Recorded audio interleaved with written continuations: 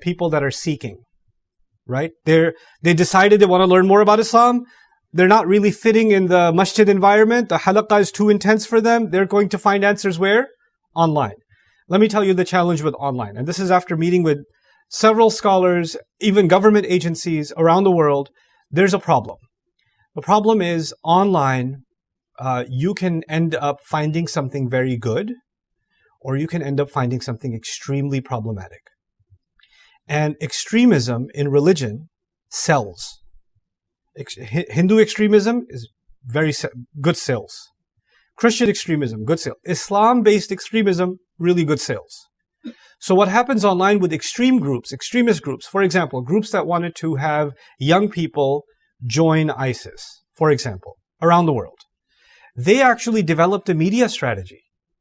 They showed, first we're going to make really nice videos about Akhirul Zaman. There's the Dajjal, the coming of the Mahdi, the black flag, all of this, yeah? And people really want to watch these videos. Oh, subhanAllah, Rasul said this. And a young 17-year-old is watching this. Then they'll connect it. The next set of videos is going to be the importance of hijrah in Islam. And this kid's already watching this channel. It's like, oh yeah, hijrah, yeah, we have to make hijrah. And you have to become people of akhirah, and you have to leave dunya.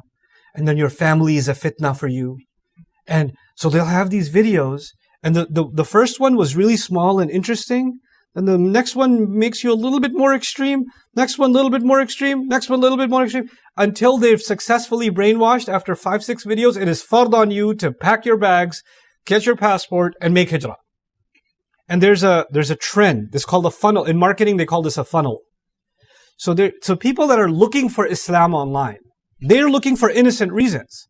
But there are many attempts to direct them in different directions. You understand?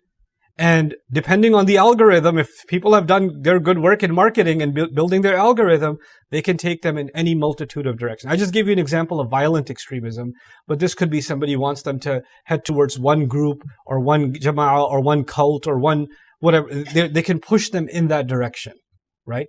And so the population online, or this huge population that is seeking answers, if we don't give them real solutions on the ground, then the internet is far too dangerous. It's too dangerous. And I'm a beneficiary of the internet. Like a lot of people only know me because they Googled something about the Quran and they found my videos and all of that, right? But they can just as easily find somebody else. And end up in some very crazy ideas, right? So what has to happen for this group is we have to understand what it is that they need, what it is that they're afraid of. They're afraid of being judged. They need a message that is simple so they can start at the basic steps and then go up and up and up and up and up. They're seeking, but they're not advanced yet. It's a woman. She wants to become more Islamic. She's not wearing hijab yet, but she wants to learn. She's taking her first steps. If she walks in and people just say, you have to wear hijab, it's fard on day one, she's going to walk away and never come back. You just lost a customer, right? You have to develop that customer until they are ready, right? So, Rasul Sallallahu Alaihi Wasallam was given the example in Surah Al-Fath at the end, right? أخرج شطأه فآزره فاستغلظ فاستوى على سوقه. Rasul Sallallahu Alaihi Wasallam is describing Rasul Sallallahu Alaihi Wasallam and the Sahaba like a plant that grows and matures. These are like very weak plants, very delicate plants that need to be grown and matured. So we have to create those kinds of social environments and learning environments where people that are seeking can actually meet knowledgeable people, they can meet others, they can meet a support group, and they can develop that easily. And they don't feel intimidated that everybody else is so much more Muslim than me, I feel out of place. They are in need of this. And we are in need of providing that kind of an environment for such groups.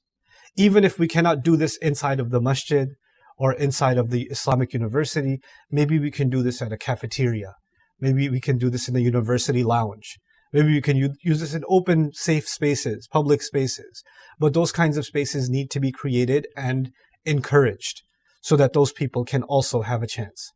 I was really happy to see that when I had done my story night event here, and I had done a large story night event in Jakarta, a lot of people came, a lot of men and women came. So many of them were non-Muslims.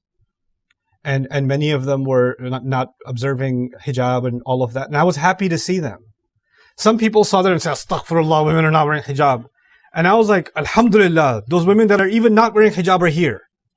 Even because they're taking the step. We don't know where they are in their journey.